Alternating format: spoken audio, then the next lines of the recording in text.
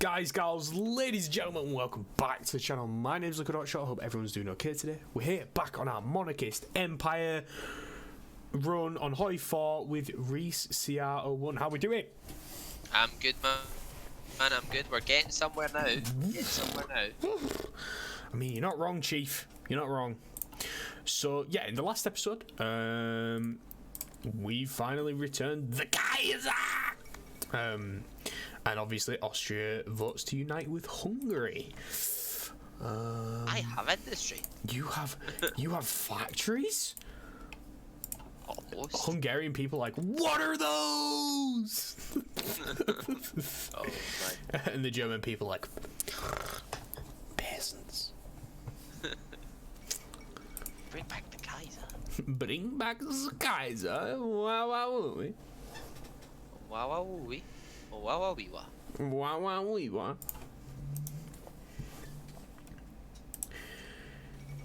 Wow. See how. There they are. Attach sent to China.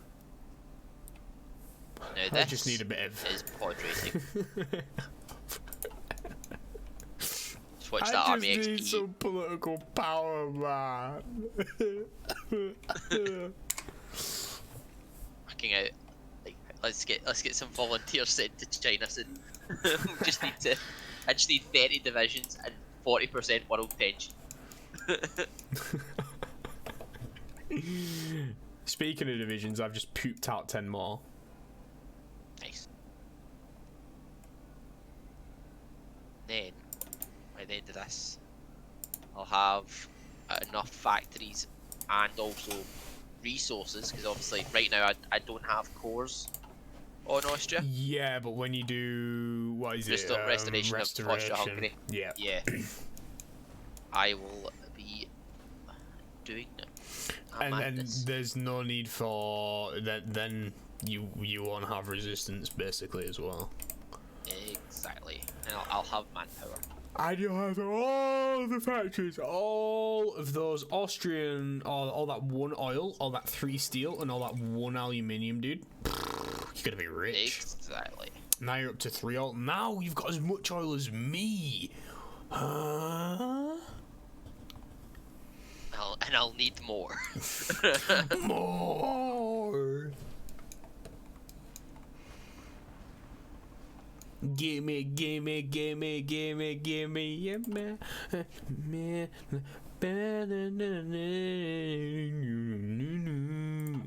Enjoying yourself there. Yes, sir. Right.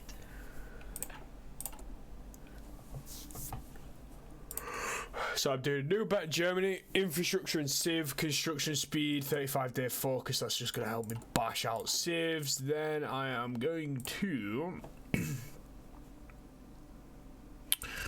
not do fan Prussian militarism because I don't need that yet. Right. Then I'm going to jump down army innovations, treaty with USSR, and then grab my extra research slot, and then go back over and do some bulwark against Bolshevism. Sounds I good. reckon. Sounds like a plan. Oh, me, I've always got a plan, dude. Always. Every single day on this planet, I have part of a plan. Part. Better than no plan. Getting that planning bonus. If you catch the drift. Yeah, boy. Tee. So you know that present for the Kaiser on his return? Yep. Yeah, he's got about another 11 months to it. Nice. It's a good present, to be fair. Yeah. I mean, hopefully he appreciates it. Currently looking up best ways to get the Czechs to just give me everything. Tell them they're poo-poo stinky heads and belong in your country.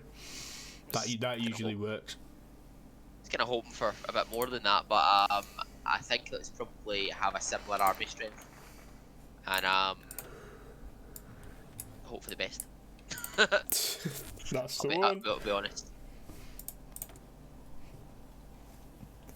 It's a shame you don't have any rubber, me old chum. Otherwise, I'd be getting some resources, I know. You'd be getting some factories. That's the one.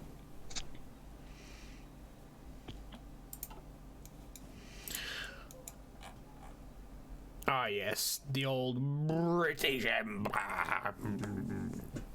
He has one. Oh, he has 1% war support. Yep, that's the joys of Oswald Mosley. Minus what? Yeah, you know. Champion of peace. Yeah. Because he wanted to go further down appeasement with the Chamberlain. The Germans. Yeah. Yeah, but then in fairness, it would make sense if he was in charge and a fascist Britain, he probably could appease Germany. Because they have similar ideologies and social economics and shit like that. Exactly. I can't remember who it was, but I remember someone linked me an interview that he did. Mm-hmm. And it's quite eye-opening? Yeah, like his ideas were quite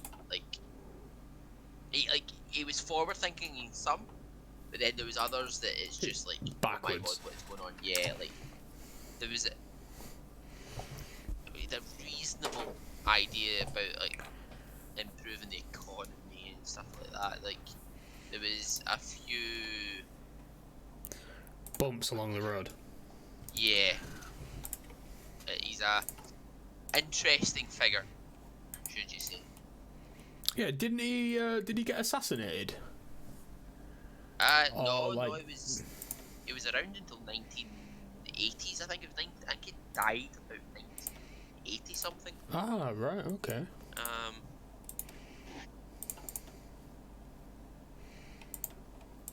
actually just having a quick nosy. Yeah. Oh god, I was right. 1980. Bang on. You know your stuff. But yeah, if you find that video, I'll be interested to watch it. And I'll need to look it up because I can't remember who actually sent me it. It was a while ago. It was back during the first lockdown. Oh yeah, that long ago, yeah. Yeah. Early year before we even knew each other, Pog. I know, but it was interesting watch to say the least for who he was. But that's one of the things is like this game just makes you like think about the time period. You end up going and I find I end up going and looking stuff up. Yeah. Like why is this the way it was? All that kind of thing.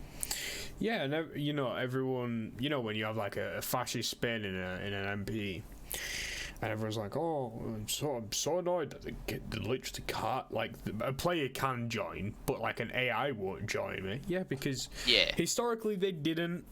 They obviously thanked the Germans for the help in the Civil War, and the Germans were able to test some Stukas, 109s, tactics, which helped them out during the war. Yep. But Spain was that ruined that they needed like he needed at least half a decade set aside to just rebuilding it. And by the time Spain was in an okay situation, too late. It was too late. Yeah, and their economy was literally just civilian based at that point. So like by the time they'd rebuilt, Germany was like had been in Russia for over a year. And they seen how the war was going. Yep. I think there was like volunteers and stuff. But other than that, it was quite limited. Yeah, very limited. Yeah. Be done. I mean, I learned, you know, in the 6 Day War. Do you know what that is? No. Don't So when like the decolonization of like French Syria and like British Egypt and stuff, you know, like Palestine, Jordan, Israel, stuff like that, and Lebanon, Yeah. they all basically went to war with each other, right? And that was in the 60s. Yeah. And one side used old German Panzer IVs and Tiger tanks, and the other side used old Sherman tanks. Yep. And I think it was Palestine. They bought 15 mint condition Panzer IVs from Spain that Franco had bought from Germany during the war. Yeah. Which I thought was hilarious. And then the other side were buying the same side but a different country. They were buying Panzer IVs or Tigers, whichever way around it was, from Communist Czech. Yep. Because they had a massive stockpile of them still after the war. So that was pretty cool. Yeah, because the Czechs were massive. They were massive for that land was massive for the tank industry. Yeah.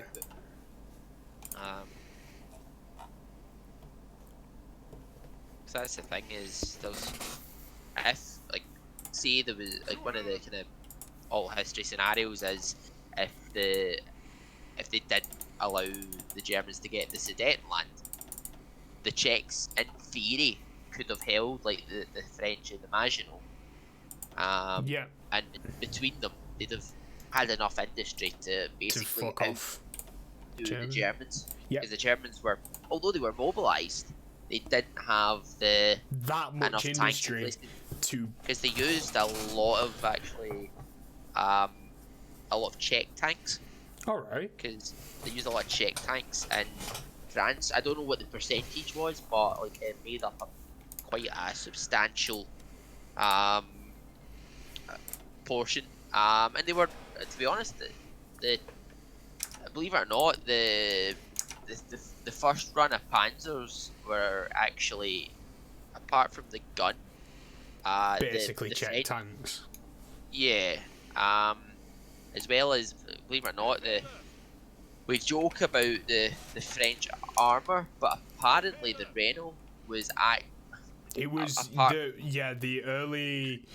There was a Renault tank designed in 33, hit service 36, and it was one of the best tanks at the time. Yeah. Exactly. For armour, not so much for speed. It did about 12 miles an hour, I think. Yeah, but the issue was that everyone else could, like the light tanks that the Germans were using at the time, could literally just run rings around it. Yep.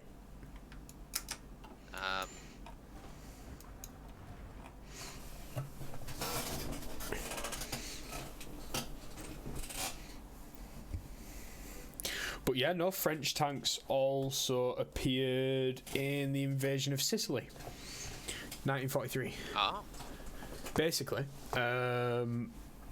when Germany had conquered France, after the fall of Paris, Hitler sent Mussolini, I think, 150 of the Renault tanks that they'd captured, and sent it to Mussolini as a gift. Fair enough. And they used them in Sicily, and you'd be surprised how ineffective they were against Shermans. But the dedication of some of the tank crews was very committed, and they didn't care if it was 12 miles an hour and they're getting shelled by naval support. They were still moving forward towards the beachhead. So, fair enough. Well, you know. Right, let's do treaty with the USSR. Boom. Doing war games, and then I'm going to try and get rid of this blade agreement with Romania. What? Not quite, but hopefully not, I'll be honest. The second's like, oh my god, war. But the thing is, I can't remember if the way it goes is the Romanians declare on me or I declare on the Romanians. You declare on the Romanians. You got war goal. Oh, If you don't get it. But you can always use me as a mediator. Ooh. Yep. That's the plan. And the Kaiser don't take no shit from a barren wasteland filled with oil. Just looking at Bucharest and I'm thinking, oil. Yeah, fuck that 6 aluminium and that 4 steel, dude. It's that 75 oil me and my homies care about. They're building up the infrastructure in that province. Like, Dankeschön. pro gamer mentality from the AI. Metagaming.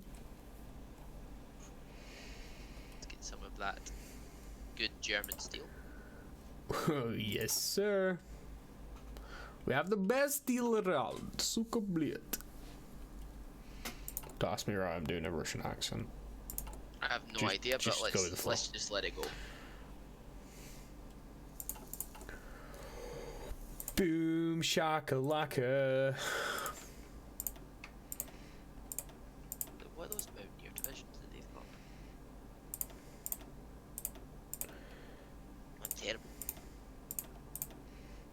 But they're not good either. They're not the best, they're not the worst. They're mediocre. They do the job, I guess. No, my issue is I wanted to swap my division template, but because I can't rearm, we have problems. Houston, we got a problem. Main thing is I'll have plenty of guns, and artillery for when I do ramp up the army. Hoorah. So I'm making another set of 7.2s, then I've duplicated the template, made a 14.4 template, and because of how many men I've got in the field, I can only train 4 14.4s because the divisions are so big. At the minute. Yep. And that's just like on a cap of, you can only train a certain percentage of your army in the field, lol. Or some democratic propaganda like that. Indeed. At least that's what I tell the people. I was actually watching feedback Alright. gaming Yep. do basically do the finish him achievement or best round as Finland, Right. and basically just try and cause as much havoc as possible. Mm-hmm. And his strategy for that, like, was he basically was holding the Helsinki. like the Helsinki in between the lakes, stuff like that. Yeah. And his division template was like, so when we've played games before, have you ever seen the anti-air division I do, where it's the 40 width with the 2 anti-air, and I also have the version where it's the 14.4, but one of the infantry swapped for 2 anti-air. I can't say I have. Well, feedback was doing basically half of that as a 20 width, so it was like 1 artillery, 1 anti-air. Yeah. And it was absolutely hammering the Russian Air Force.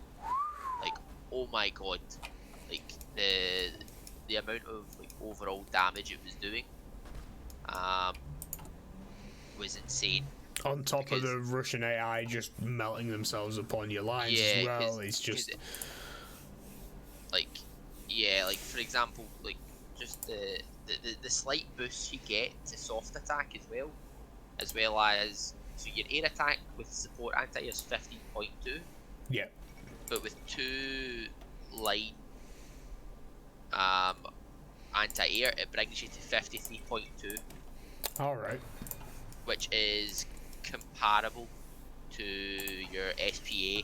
Almost. And it's making anti-air is a lot cheaper than making self-propelled anti-air, naturally, because production costs, and you're not making a whole fucking tank to put an anti-air gun on. It does hammer your org a little bit. Right.